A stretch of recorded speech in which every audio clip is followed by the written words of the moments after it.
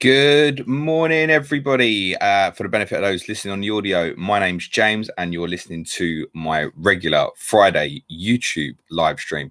Ask James, where I welcome questions from the YouTube community on anything football related. To timestamp this, it is 9 a.m. UK time on Friday. Earlier than normal, I've got another obviously stream on YouTube at 5:30 today, my deadline stream. But as ever with these streams, I will start with the team news as we know it as of now. So, weekend begins with Crystal Palace against Newcastle this evening at 8 o'clock. Wilfried Zaha won't play, but he's feeling fine, according to Roy Hodgson. Luka Milivojevic is still not available. Palace won't have anybody else back who was unavailable for the trip to Burnley. They have no new concerns. For Newcastle, Callum Wilson will be fit to travel. Jamal Lascelles is a doubt. Matt Ritchie and John Joe Shelvey are available. Ryan Fraser is still a week or two away. Andy Carroll may miss out. Dwight Gale is nearing a return.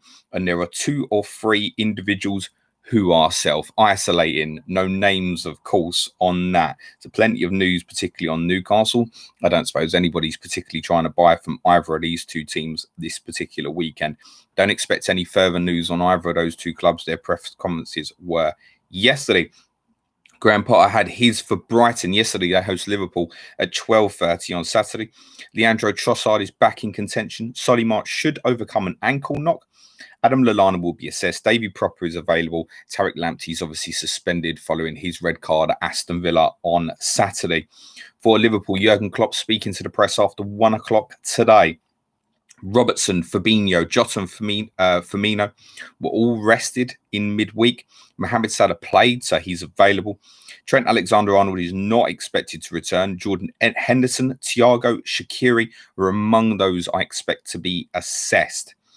Manchester City host Brighton at 3 o'clock. There were rests in midweek for Kyle Walker and Kevin De Bruyne. Mendy, Zinchenko, Fernandinho, Aguero, all likely to be available for selection, expecting only Nathan Ake to be the one that's ruled out. Guardiola's also speaking to the press after 1 o'clock. Sean Dyche spoke to the press yesterday and told them that Nick Pope is unlikely to play after suffering a head injury against Crystal Palace, but then seemed to kind of rewind a little bit on the comments and obviously said that Pope had stitches. Now, if it's stitches, it's just a case of whether it will stay together. It's apparently in the back of his head, which is potentially helpful. There's no suggestion that he had concussion. If it was concussion, he'd definitely be out. So Pope probably 50-50. Dale Stephens and Robbie Brady unlikely to be fit. Jack Cork not ready. Everton hosts Leeds at 5:30. Carlo Ancelotti's press conference is also after 1 o'clock today. But Luca Dean has been confirmed will have ankle surgery on Monday. Reports in France suggest he's likely to be out for roundabouts 2 months. Marcelo Bielsa's press conference is also this afternoon. Llorente, Shackleton, and Hernandez. He had his yesterday. Llorente, Shackleton, Hernandez remain out. No new injury concerns for Leeds. Slaven Bilic had his press conference yesterday. It says Kieran Gibbs and Jake Livermore have completed isolation. Should be available. Chris Wilder's Sheffield United press conference is later today. Enda Stevens could return. Lys Mousset may also be available, having narrowly missed out on the 18 following return from his long-term injury. For Southampton and Manchester United, they meet at 2:15 on Sunday. Both Hassan Hutel and Ole Gunnar Solskjaer's press conferences scheduled for this afternoon. Nathan Redmond expected to miss out still. For Manchester United, there are doubts over Lindelof, Wan-Bissaka and Paul Pogba. Mason Greenwood is available. The suggestion on Luke Shaw is he may miss the rest of 2020. For Chelsea, who meet Spurs in the big battle between, is it the top 2? Nah, they're somewhere else and we're top. Silva, Havertz and Pulisic likely to be available for Chelsea. For Tottenham, Tanganga and Doherty both available, played for Tottenham last night. Although Mourinho had some interesting comments about Tanganga, saying that he sees him as a fullback. I don't particularly agree with that. Toby Alderweireld is likely to be out for 2 to 4 weeks, but not as bad as originally feared when he picked up the injury against Manchester City. Eric Lamela unavailable.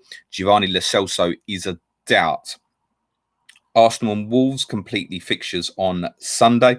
Arsenal obviously won in Norway last night. David Luiz was taken off at half-time. I think they played on an artificial pitch, so it was more precautionary why he was taken off.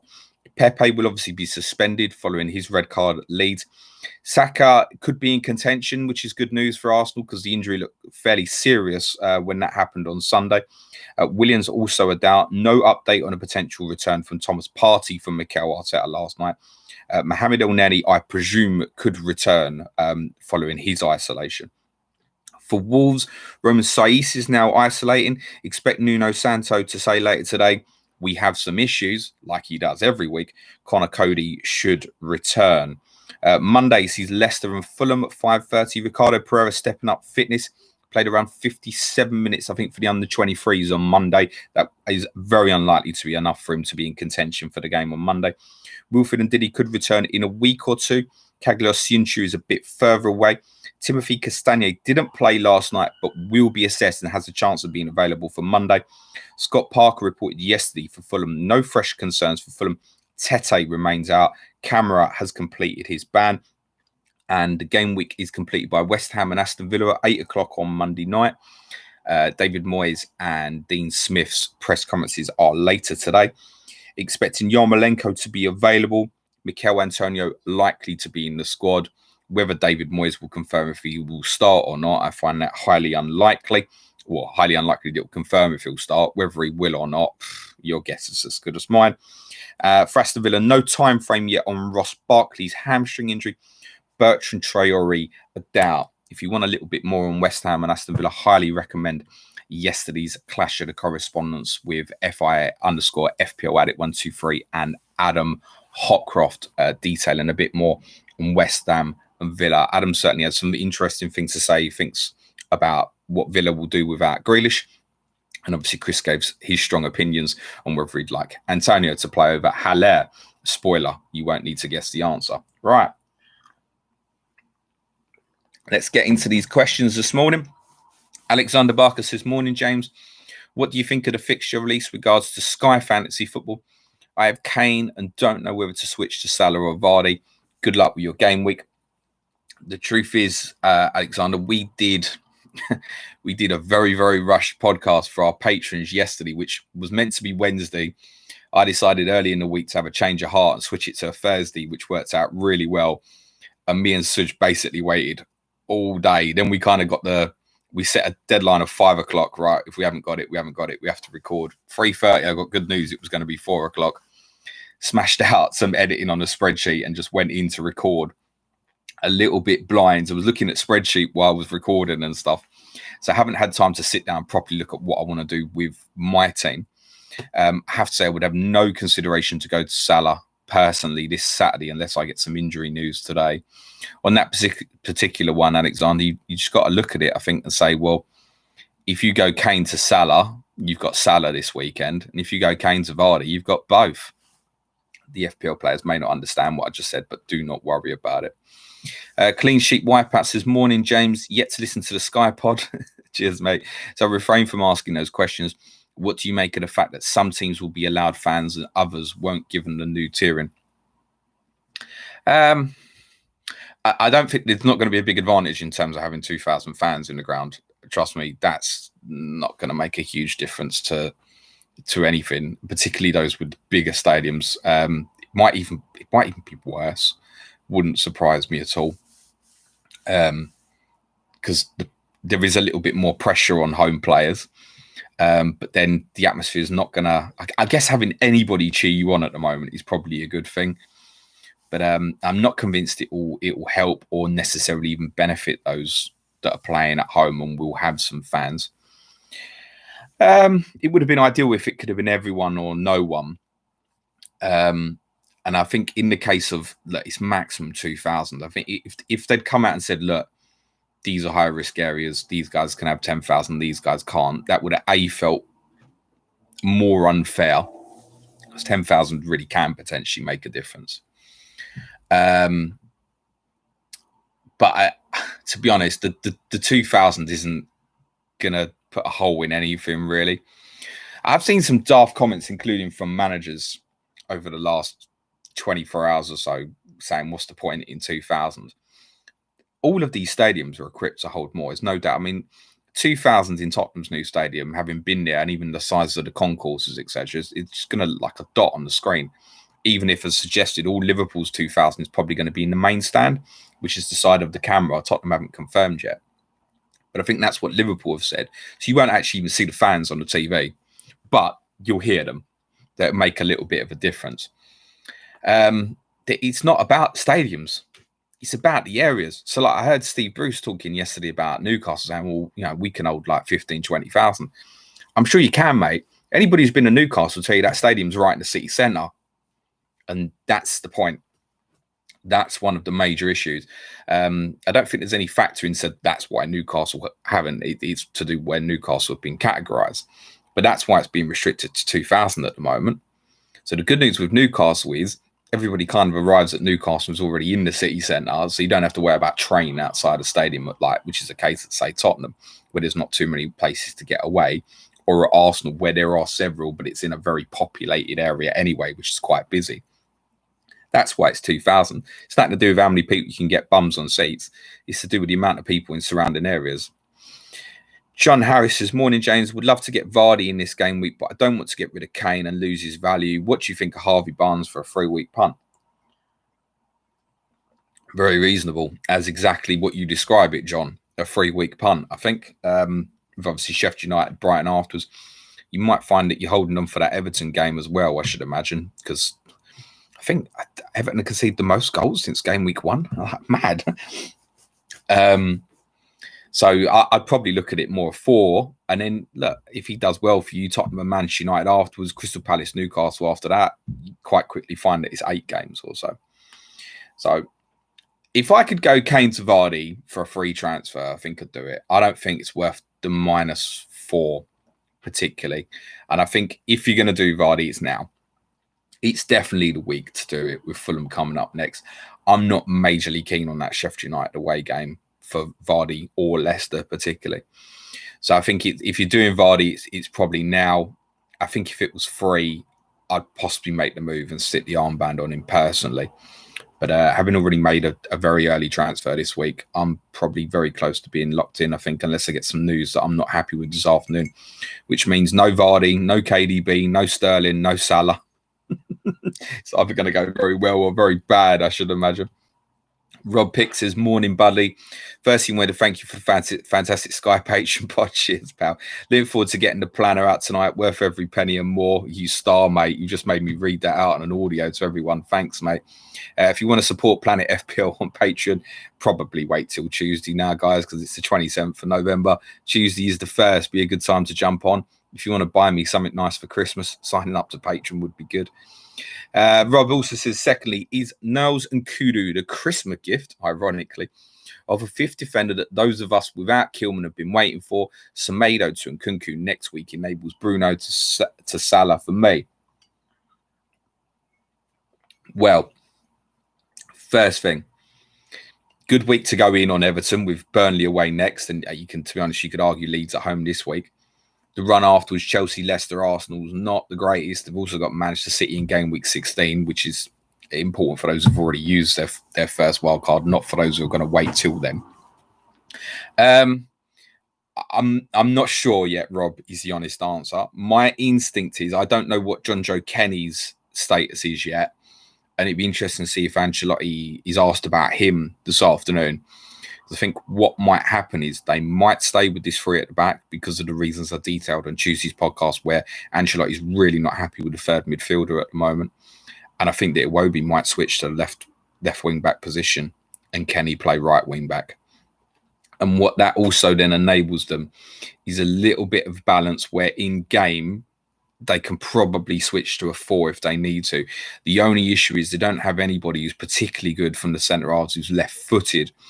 Mason Holgate would probably be the most suitable, having had plenty of experience as a right back earlier in his career.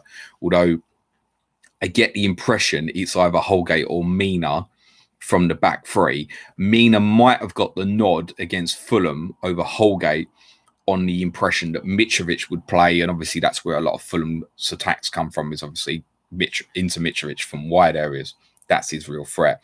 So it might be that they shove possibly Keane centrally, Holgate left wing back, Holgate left sided centre half, Iwobi left wing back, Kenny right wing back.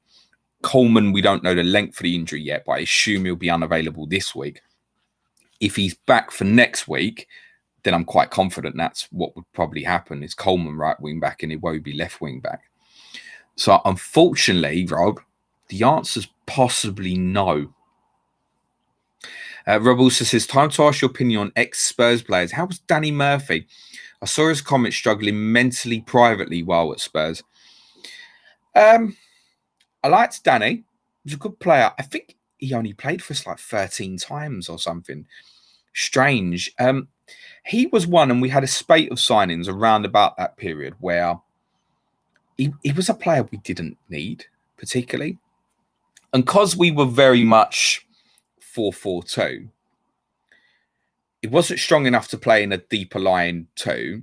And he essentially got thrown out on the left when he did play ordinarily, or on the right if he decided to give Lennon a throw out on the left.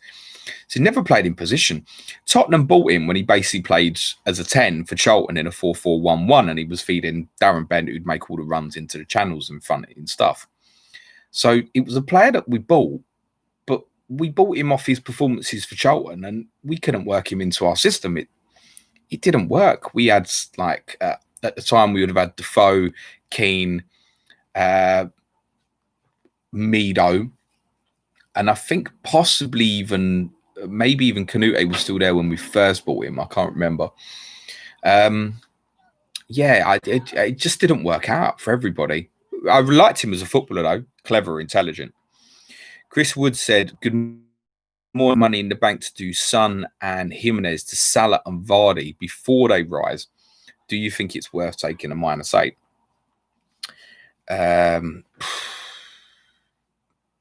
Possibly, yes. In terms of immediate, don't judge it on this weekend. That's going to probably be tough to get back unless you stick the armband on one of the two boys and they go off, in which case you obviously can. The answer to your question is possibly yes, Chris. Yeah. If you can do that, if you're jumping up to both, you've obviously got sort of 3 or 4 million sitting in the bank.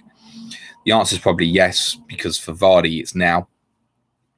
You could always just do the one for the -4 and sit and wait on Salah. But I think if you know you want to do it, it's okay. My concern on Salah, and there's only one concern, is we don't know where he's at. I didn't watch the game Wednesday, but the reports were that he was shit, although Liverpool, generally speaking, were obviously quite a weakened team, were shit from what I've heard. How fit is he? We just don't know. We don't know. I think he'll start. I don't think that's particularly in question, actually. I think Mane's the one who'll probably miss out this weekend. But what sort of fitness condition is he in? And the priority is obviously that Fulham fixture where I think everybody's sort of, I want to captain Mo Salah that game week. And therefore, I'm kind of on the mindset at the moment, if I'm going to buy him, I probably want to buy him directly before the game to know that it's going to be all right in terms of my expectations of him starting. Liverpool have another 4 fixtures in between. Interestingly, their game with Midtjylland, the final Champions League game, which is the midweek before Fulham, has been moved to Germany. So there's no concern about them travelling back from Denmark. Generally, Chris, if that's the move you want to make, I'd probably do it and get it done, mate. TJ Dara says, good morning, James. Another differential aggressive captain strategy question. Thinking of Vardy captain versus Fulham, then switching to Jesus Aguero depending on fitness for their run. Am I crazy? There's no crazy. There's no madness. I might be trying to work Sergio Aguero myself for next week, possibly. For me to get Vardy, I have to sell Kane for a -4. And I'm not sure that it's worth it, personally. Because the other decision I have to make is, and this is where I get stubborn about things, and I'm probably wrong, but I've kind of set my heart on captaining Bruno this week. Love the fixture at Southampton. I think it's absolutely ideal for him. I think there's a chance that Solskjaer might play Rashford and Martial in wide positions with Cavani able to drop in, which just screams the Tottenham game to me again. So I think it could be a great fixture for Bruno. And I'm being stubborn about it now, I think, possibly. Jamie Vardy's the best option this weekend, in my opinion. Vardy, then the City guys. then to be honest, the Liverpool guys, then Bruno is probably quite far down the list, but it's probably going to be the best option for me with what I've got. I'm not convinced it's worth the -4 because where I'm looking, there's a possibility next weekend, the way I'm looking to maneuver, I might, and don't ask me what year it is, but I might be sitting with Aguero and Kane in my team. It's not necessarily Aguero for Kane and what I'm looking to potentially maneuver. So, yeah, listen, it is definitely not mad in any way. You need to see something from Aguero in between now and game week 11 to feel like it's on, though. Hopefully that will come in the Champions League or this weekend for him. Colin Constance, evening, James. I'm really looking forward to the Diego pod. Yes, we're going to do a pod for Maradona on Monday. It's going to be purely football based. Me and Suj didn't discuss this. I saw the news and just tweeted and said that's what we're going to do. He hasn't said differently to me yet. He says, which one would you bench? Zuma, Masuaku, Konsa, or Dallas?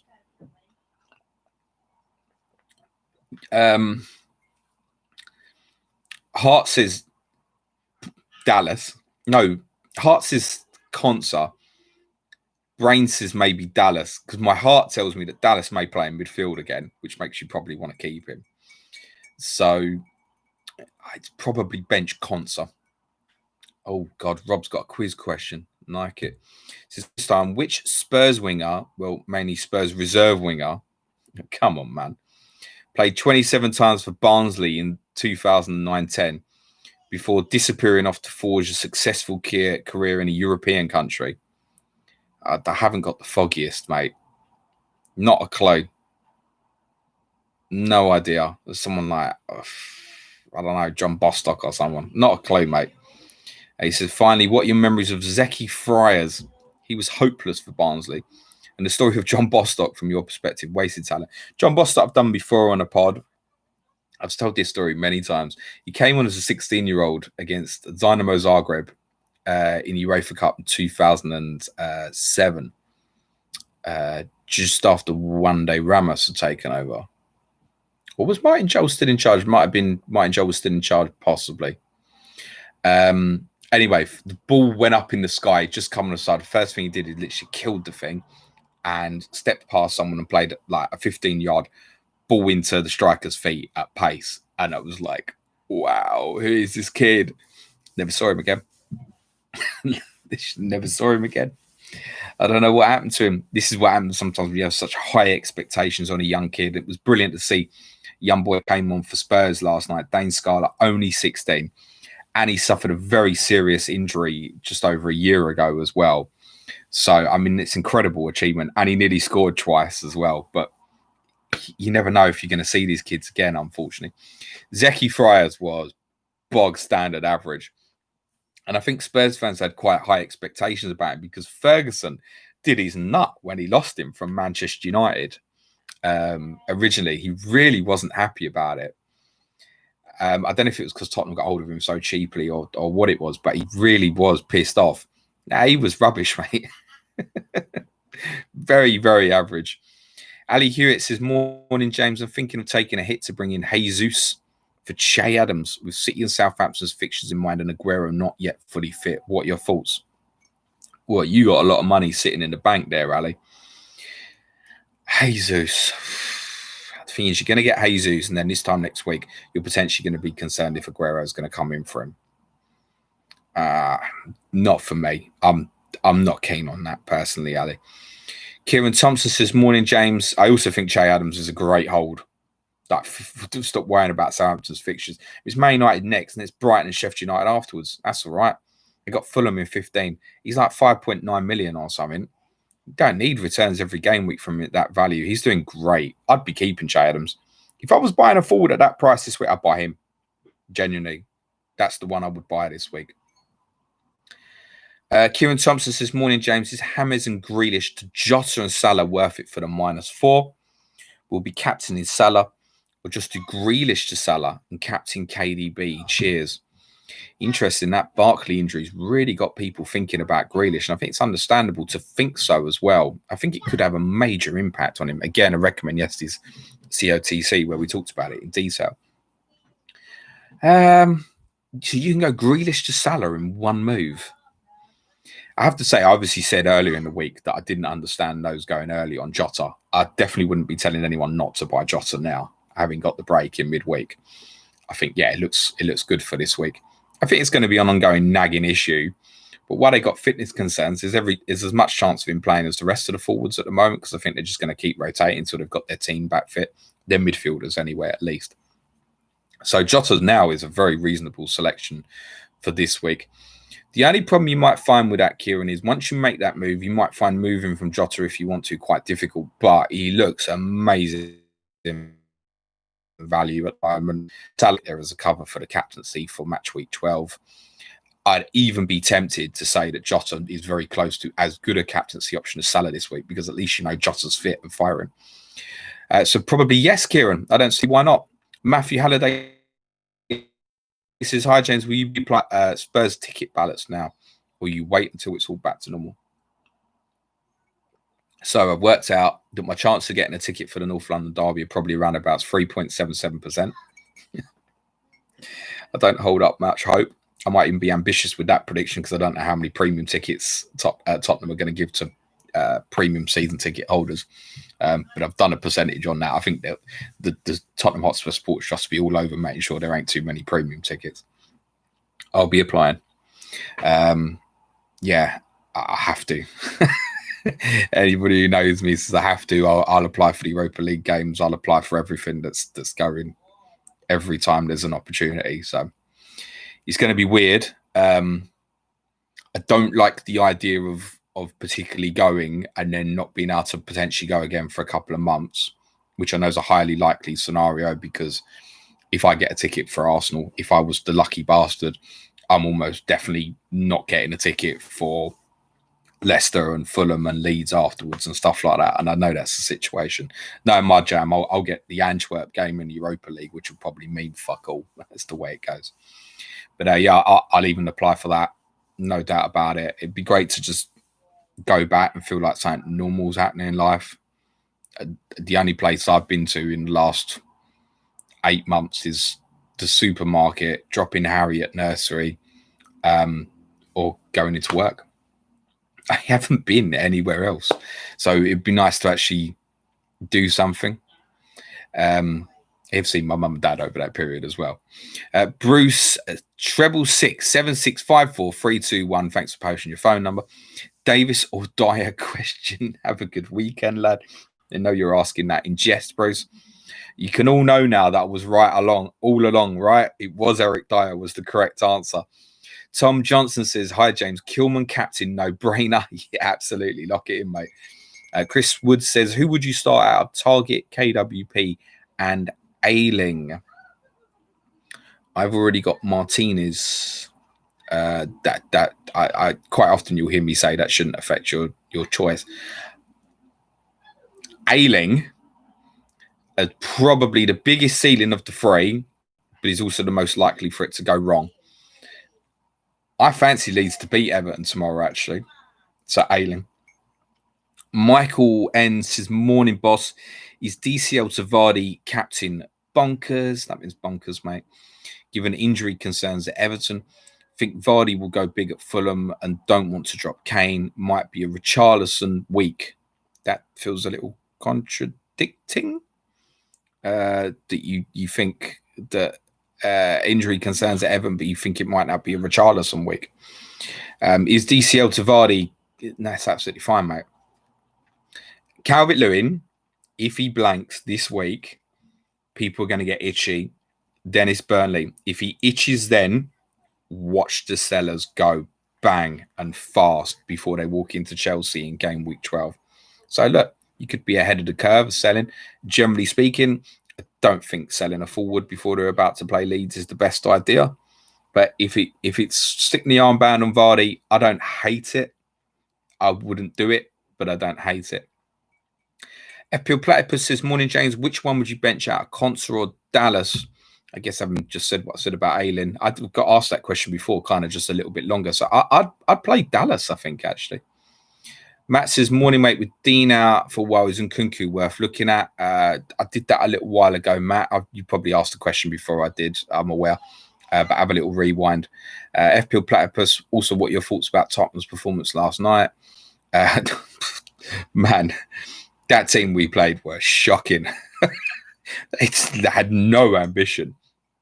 They just, it felt like they just passed the ball about the back, and as soon as they passed the ball into midfield, we won the ball.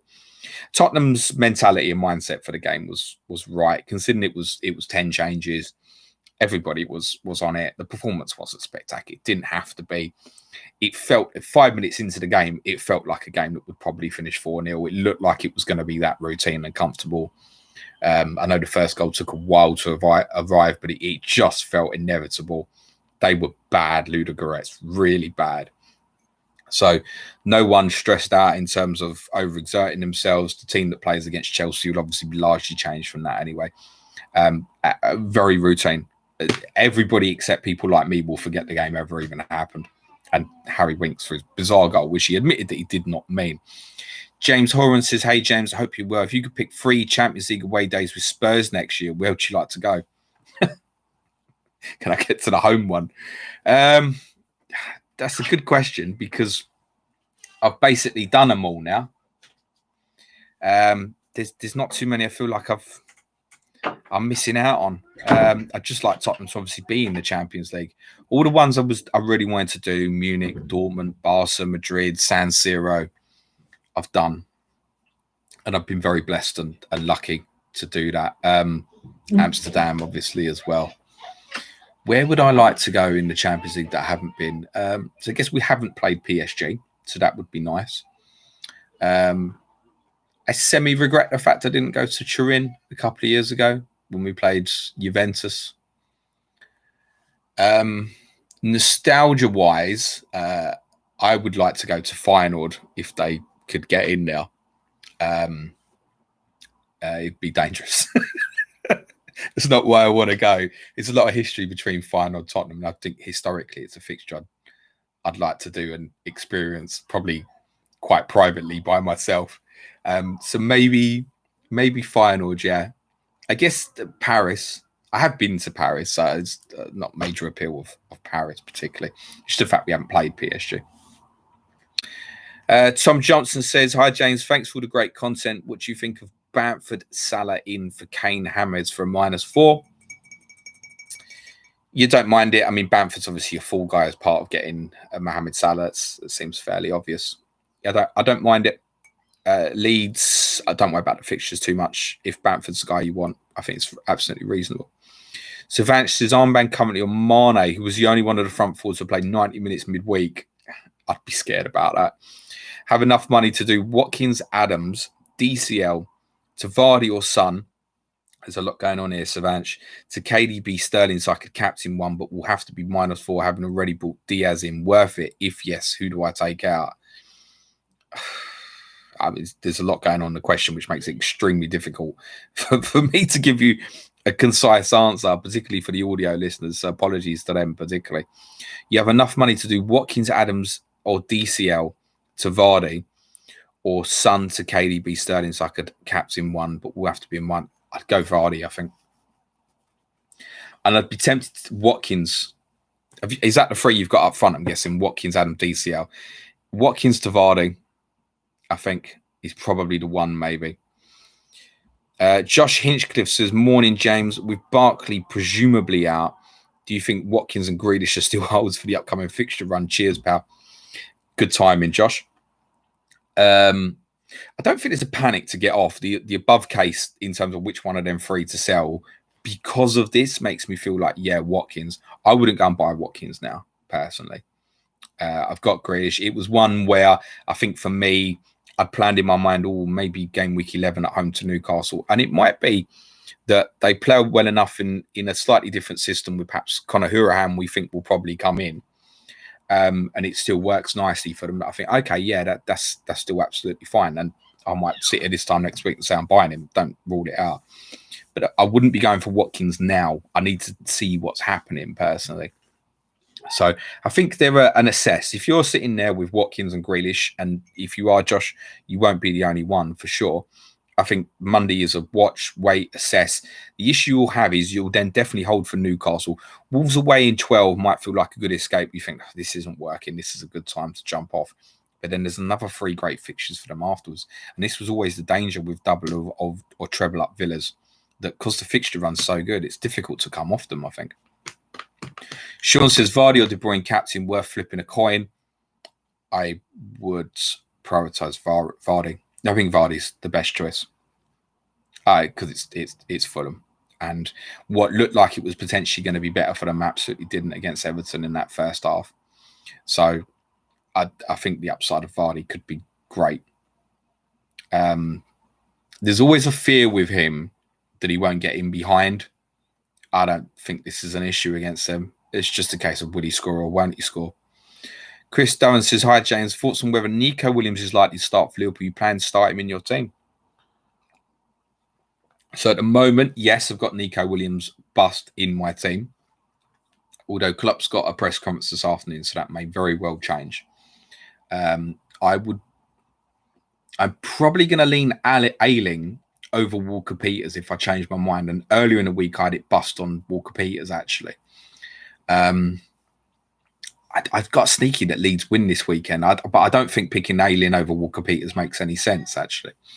Because I could be completely wrong as Southampton beat Man United 2-0. And the thing with Walker Peters is in that scenario, he could well be picking up some decent bonus as well, as seen in the Wolves game. And I think he was on for top bonus when it was 1-0 on Monday night. At the moment, I'm going to bus him to start. He's very dependent on team news. If none of the Liverpool midfield guys are back, I think there's a chance they're going to have to play Milner in midfield. I'm also conscious that Milner played again in midfield in midweek, which actually in an odd way makes me think he's even less likely to play in midfield again. I think my instinct is Henderson will probably be back. Milner probably plays right back. And then I've got to run the gauntlet like I did last week with it as well. But I think, generally speaking, Nico Williams came on because there was an injury to Keita. And that's the only reason he would likely come on in a game like this. So it's either gamble and start with him or don't. And you know me, I'm likely to probably take the gamble. Good morning to Nick Griffith. Auto Recluse, should I remove Son or Kane? Only messing, mate. I'm all sorted and locked. Best of luck this game week. I think I'm going to be getting loads of them on the deadline stream later. Graf says, morning, James. Any news on Castagne to start this week? Graf covered team news for everybody at the start. Likely to be okay is my instinct, but officially no. FPL telling Josh, morning, James. Great win against City last week. How do you see the Chelsea game going? Tough. Very different challenge. Chelsea will come up harder, faster. I think there's a strong possibility that Chelsea will play a back three. I think offensively it will give us more trouble, but it might also benefit us offensively. Because I think what you might get then is a real spread between, I guess the two would be Kante and Mount, which sounds brave on paper. And I think he would try and get Kante around Kane. And then there's a chance, actually, numbers-wise, we might do them in that area. If Ndombele drops into positions like he did against City, he'll completely outnumber Mason Mount. Really like the way Mount's playing. He has to kind of stay in that team at the moment. Common sense would say Chelsea stay with nearer a 4-2-3-1/4-3-3. I just know Lampard likes to play a back three in these games. Did against us in both league games last year. Suspect it might happen again, particularly now. I mean, he's got better wing backs in James and Chilwell. I guess it would be a call between Azpilicueta and Rudiger, who played. I suspect he'd probably go Azpilicueta on experience, which I think if Mourinho saw that, there'd be Son straight back to the left. There's loads of tactical facets that might be dependent on what we see on the lineups. I would expect Chelsea to win, but I'm more confident this week than I was last week, if that makes sense. I really didn't think we would get anything out of the Manchester City game, to be honest. I feel like this is one, if we get it right tactically on the day, and it's a very different challenge to the City game, we can potentially hurt them badly. But I think the loss of Alderweireld is bad. I think Sanchez will just get the nod over Rodon, but I wouldn't be at all surprised if Joe Rodon plays. Honestly, I wouldn't be surprised. I just think the extra legs of what Chelsea have probably suggest that Sanchez and experience might just get the nod. but it will be close. I'd probably predict sort of 2-1 Chelsea. I think it'd be close. I wouldn't be surprised if we go in front and get beat. Chris Wood says Maradona or Gaza. I mean, it has to be Maradona. I mean, personally, in my heart, Gaza, because of what he did for Spurs. But yeah, I mean, Maradona, yeah, all day long. Johnny Tingate says, good morning, James. Would you play Kane and Rashford or go to DCL and Salah from -4? Don't like selling Rashford this week, mate. I've spoken about this on the pods earlier in the week. I really think that Southampton away is a good fixture for Manchester United, and just a personal opinion, maybe, but the answer then is no. I also think DCL-wise, in terms of bringing him in, it's probably a bit late to the party now, maybe. That said, you might see the exodus actually begins this week, possibly. Atul says, hello, James. How likely is Bruce's start today against West Brom? According to you, think they're playing him over Souček and Cole Walker-Peters? Today, no chance. Tomorrow, quite a strong chance. Yeah, I think he probably plays tomorrow. I think it's an ideal fixture. West Brom is more chance of him scoring, let's be honest. Get him in the team, get him some confidence, hopefully get him a goal. So my expectation would be that he probably plays, but Chris Wilder picks the team, not myself. I'd be surprised if he didn't start. Kartik says, should I do Souček to Jota and KWP to Diaz for -4 or downgrade Kane for KDB? Lots going on there, Kartik. And none of them are easy to answer because I got Souček, who I don't want to sell. I've already bought Diaz in this week, so I understand why you want to buy. I don't particularly want to sell Kane, but I do want to buy KDB. For me now, moving Kane to KDB is going to cost me a -8 because I bought Ruben Diaz earlier in the week, which I don't think is worth it. I think if I was just looking at it now for a -4 with the rest in midweek, I would maybe pull the trigger, possibly, on getting KDB in. Z21293 says, morning, James. What's your take on KDB versus Sterling for the upcoming home fixtures for City? So, I think it was you guys from The Wire were talking about home versus away, and it kind of looks like it favours De Bruyne home, Sterling away. I tend not to want to read too much into the past. But remember when we did this on last week's COTC with Johnny Pringle, that Sterling didn't play in a lot of them home games. So it's natural that De Bruyne would have outscored him in many of those. Going into the week, my favoritism would have been Sterling before the Tottenham game. It's possibly now De Bruyne. I think what I would say is I think they'll both start. But I think for me now, if I was buying one today, I would probably revert to De Bruyne personally, which is interesting because my thoughts this time last week were buy De Bruyne if it had been before Tottenham, which I guess in theory was right because obviously Sterling didn't start. But then my thinking would have been if it was to buy now for this week, it would have been Sterling. And my opinion on that's leveled out. So I think De Bruyne's rest in midweek would make me lean towards Kevin De Bruyne. I think they'll both start though. I'd be surprised if they didn't both play, to be honest. It's really close. I think it literally comes down to personal preference. Eric Fordham says, hey, James, currently have Mane and KDB for captain options, but with thoughts to do Werner to Vardy and Morpay to Bamford from -4 and captain Vardy. Smart or stupid? Thanks. I can let you know after the weekend, mate. It sounds closer to the idea of smart rather than stupid, to be honest, Eric, if that helps you. Hello, a March block 5 FPL. Hope all is well, James. Thank you, Victor Sandberg. How you doing, James? Very well, thank you. This week I'll bring in KDB or Sterling for Son. Pope being out sure does increase the chance of getting the armband this game week. Who do you prefer? On White, just covered. No guarantee that Pope is out, is what I'd say to that. Eric also says, also in your opinion, who is a better option for the cheap striker spot between Antonio and Bamford for up until game week 16 for when our wild card? Thanks again. You're the best content creator around. Blushing. Thanks, mate. I would like to say Antonio, but I don't think I can. I don't think I can because I don't think he starts Monday personally. So just by default, I think it's probably got to be Bamford. But then if I waited an extra week, I'd probably buy Antonio. So it's a really, really tough one. If you're judging it over the whole 6 weeks, even looking at that, it might be Bamford. I think it might be Bamford, which I probably need to think about because I would buy it. If I knew Antonio was going to play, I'd buy him first without hesitation. So I maybe need to go and reassess that myself. Bamford, honestly, I think's the answer. Austin Lady says, morning, James. I've already put Jota in for James and I'm considering doing a -4. Should I take Son out for Sterling? Kane for Vardy, who I would probably captain or not take the hit at all. Cheers. The thing is, Austin, one of the reasons these questions are so difficult to answer is value. I don't know what price you bought these guys at.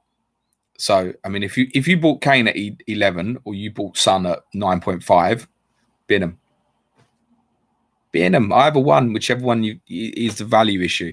For me, sitting on Son at 9.5, currently having bought at 9.0, I really don't want to be selling him for 9.2. That just feels like it's against FPL principles when I know he can return in any game at any time. So the price you bought at is obviously really important. Do you want these players back? That's the biggest thing of all. If you're sitting there right now, and loads will be, thinking, shall I sell Son or Kane? Do you want them back?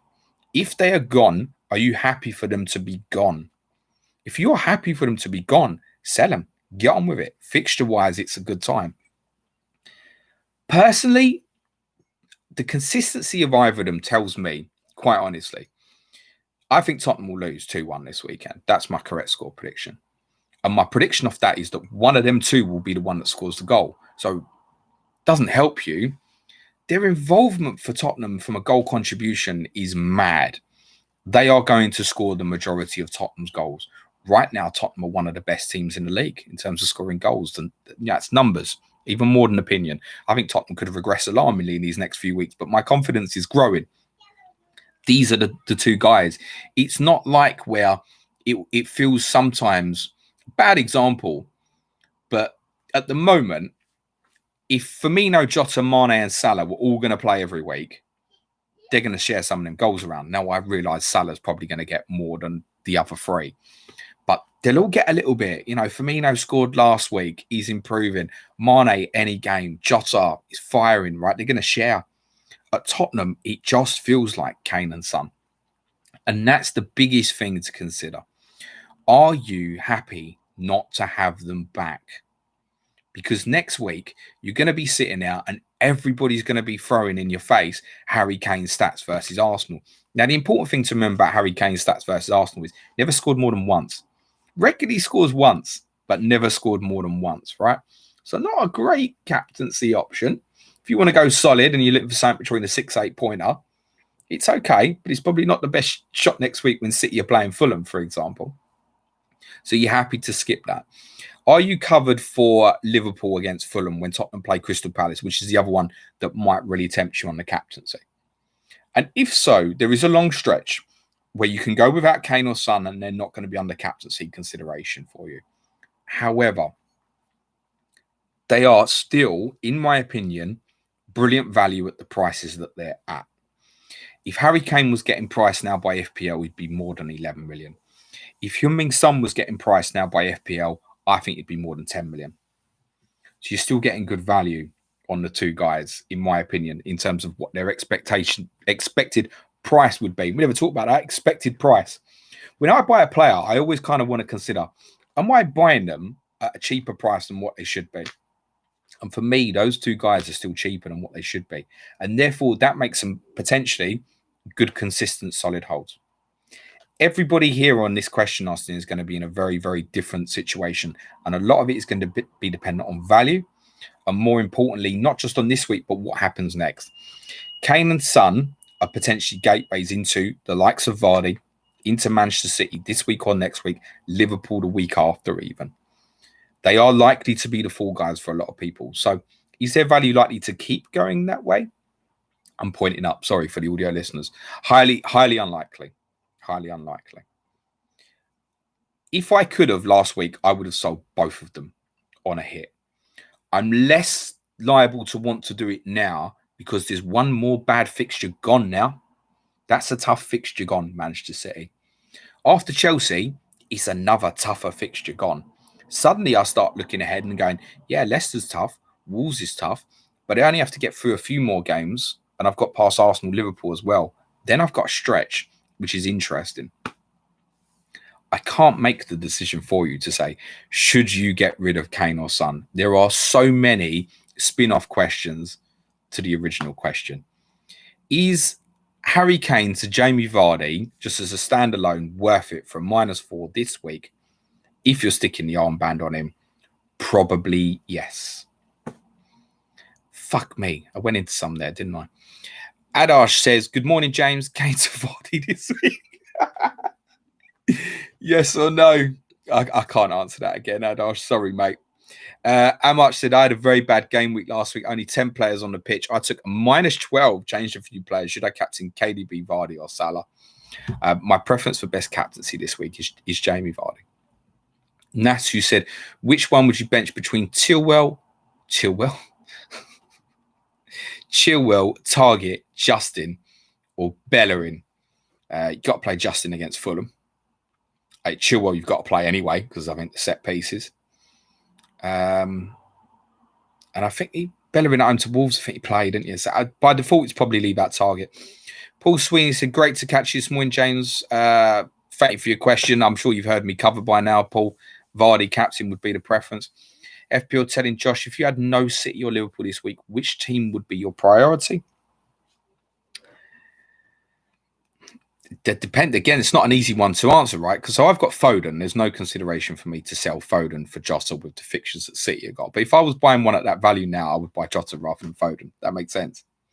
So it's really dependent. From a captaincy perspective, I'd be prioritising City because I've definitely got 2 games then rather than Liverpool's 1. Next week, it's clear you'd want to captain City over Liverpool. This week, because Brighton's record in home games, I think they've conceded 3 or more every time they played a Big Six team at home since the restart, excluding Big Six. Excluding Arsenal from that. No offence, guys. I think City just about. I don't think it's going to be an easy game from this week.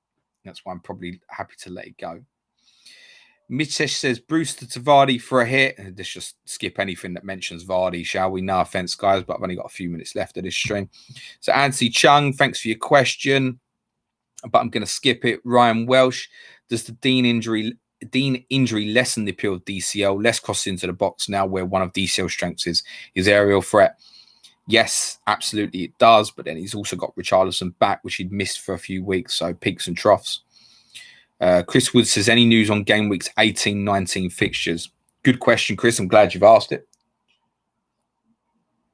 So the really important thing yesterday for those who still got the wild card and are planning that game week 16 wild card to benefit the 18-19 doubles, the crucial thing was no announcement of the January 2nd fixtures.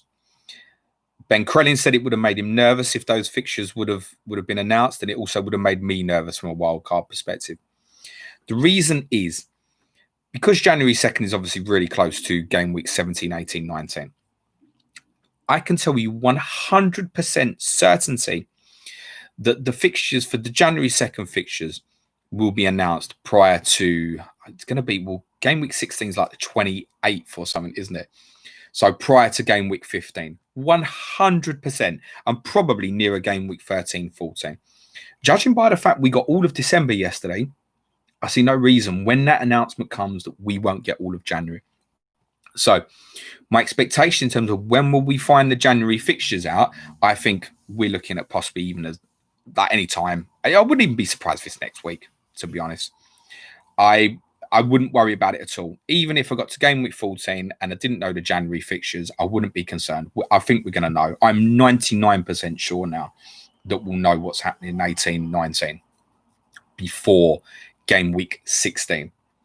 I see no reason why they would announce just January 2nd. Absolutely none. They've just done December in one hit. I think when it comes to it, they'll do January in one hit. So we're going to know early enough. That should be absolutely fine. So good question, Chris. I'm glad you answered it because it's something I definitely would have been covering next week's podcast. And now I don't have to, but probably will again anyway. Nathaniel Chapman, FPL Pessimistic Potato, is Jota a trap? What does that mean? I've already done Zaha Jota, so it's completely too late for me. But intrigued to what you think. Oh, you've already made the transfer, mate. So why are you thinking that now? What does that mean anyway when people say a trap? Do you turn around in 2 weeks and, he hasn't returned, he was a trap? Why is it a trap? We've got great fixtures. He's in great form. If he doesn't return, he doesn't return. I think he's very reasonable to buy now. As I said earlier, I feel very different to how I felt about people making the early move on Monday. Those who made the early move, well done. You were right. I felt it wasn't worth the risk. If he'd started against Atalanta, he would have been a big rotation risk for this weekend. Having had the break, he should be absolutely fine now. So it's a very reasonable transfer, Nathaniel. Savant says, what would your wildcard midfield 5 be this game week? Fernandez,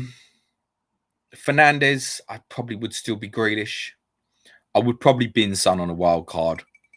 I would go very cheap up front. So I would probably try and get De Bruyne and Sterling in, I think. Fernandez, Grealish, Souček. I'd be something like that at the moment, I think. Bivek says, I've got Mane, Sterling and Bruno. How do I go on 3 game weeks? Help my team, James. I can't just help your team on a question like that, mate, because I don't know what you're doing with the rest of it, mate. I'm going to skip any captaincy questions. I'm just going to wrap this up in a couple of minutes, guys. We'll take on 4 or 5 more questions. Thank you, Andre. Andrew Sands says, a week to bench Chilwell. Question, not for me. 3 at the back, PVA, Justin and Cresswell. Benching Chilwell and Dallas. Does it seem harsh, wrong, considering his recent reliable returns? You should play Chilwell, mate. Ben Chilwell's not a player you should be leaving out any game at the moment, honestly. I would probably leave Cresswell out of that. You've got a tough one there because PVA against Newcastle, Justin against Fulham. If Castagne's definitely past fit, I'd maybe be tempted to leave Justin out. There might be a small doubt on Christian Fuchs for Leicester as well. See if you can pick up any news on that potentially. But it'd still be really difficult to leave him out against Fulham. I think by default there, I'd be leaving out Cresswell. It is a tough one though. Ronick says, would Mane? No, Mane's not a good captain in my opinion. Big risk, mate. Els 11111. Morning, mate. Want to bring in Brady to captain, but would mean getting rid of either Kane, Salah, or Bruno. Worth it. Appreciate your thoughts as always. I don't know if that's meant to be someone else. It's definitely not meant to be Robbie Brady from Burnley, mate. Jassim Jazz, Vardy likely to outscore Kane in the next 4 game weeks and potential armband option. Will Jamie Vardy outscore Harry Kane in the next 4 game weeks? I think it'd be very close. Actually, in spite of the fixtures, I think it'll be very, very close. Look, Tottenham have got 4 fixtures. How many do I think Harry Kane will score in them 4 fixtures? 3 goals. That's about his rate, generally. When he's at consistency and he's playing well, that's his rough rate. 3 and 4. So that's why, even in spite of the fixtures, I go 3. Harry Kane, 3 goals. So there you go. Do you think Vardy get more than that? Listen, Vardy could get 3 on Monday, right? So I think the answer is yes, Vardy probably will outscore him, but it might not be clear cut, and you might get twitchy about that if Vardy blanks Monday. But you shouldn't fear what Vardy's going to do on Monday. Tim Wilton Davis says, who's the captain this week? Currently thinking Salah. It's reasonable if Klopp gives you the thumbs up this afternoon. Joshua Webb says, do I play Bowen or Walcott? He's playing a right Walcott, isn't he? Oh, man. I still wouldn't want him in my FPL team, personally. Jared Bowen, and I'll finish with Ray Goon and Morning Mate, just here to listen in. Good luck this week. Right, cheers, pal. So, okay. Thanks very much, guys. I'll begin to shut that down now. I will be back on YouTube at 5:30 this afternoon. I have to close the stream down now because I'm doing another recording with Suj very shortly for our patrons, doing our differential show for them, previewing the weekend.